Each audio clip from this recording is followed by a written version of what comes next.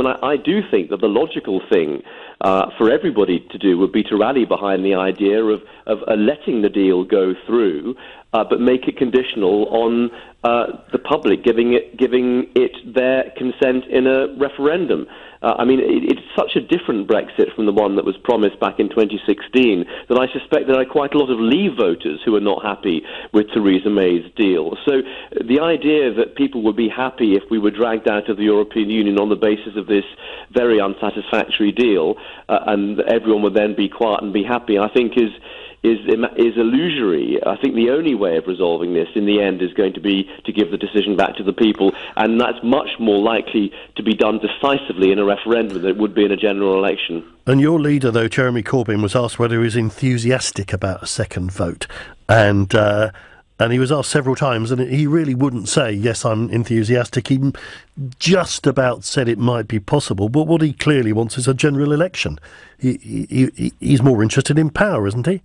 Well, we'd all like a general election, and I'd like to see a Labour government, but I just don't see how that is compatible with the situation that we find ourselves in and the straitjacket of the timetable that we find ourselves in. As I said earlier, if the European Union is going to ask for a reason for us to extend Article 50 for any extended length of time, and I'm not sure that they would be happy to do so for a general election because it wouldn't resolve everything. So, yes, of course, Jeremy Corbyn and the Labour Party, we have to repeatedly say we want a general election, we want a Labour government, but the only way I think of resolving this Brexit crisis is going to be to vote for the cross-party backbench amendment this week, calling for another referendum, and then get it sorted out via that. I mean, I know that's probably the last thing that a lot of people want, but I cannot see, with Parliament in gridlock and the possibility of a very long extension if we don't do that there's any other alternative. So if we this amendment talks about putting May's deal to the public. If that was the case, then what is the question? Well, that would be determined by Parliament, because if Parliament agreed to the principle of a referendum, there'd then have to be legislation, and no doubt the people with different views would argue for their different sorts of questions. What would you My like? own view was that the one thing that you can say about Theresa May's deal is it is something real. It's an international agreement, a withdrawal agreement that she has signed along with the 27 other European nations. It delivers Brexit of a sort. And the other thing that we know is real is the relationship and the deal we have at the moment inside the European Union.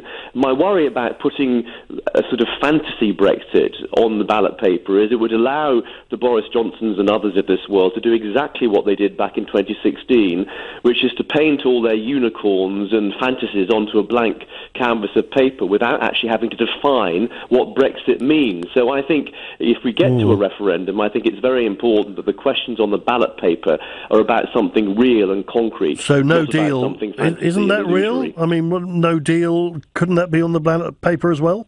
Well, there's no such thing as no deal. I mean, of course, the hard Brexiteers would like to see a Canada Plus type relationship, and that's fine if they would rather have that on the ballot paper than Theresa May's deal, or have three questions on the ballot paper, a choice between those three. I don't particularly have a problem with that. But I think it's extremely unlikely that Parliament would put a crash-out no deal on the ballot paper, because 80% of MPs understand that would be an absolute disaster for our country's economy. I don't think they would contemplate doing that.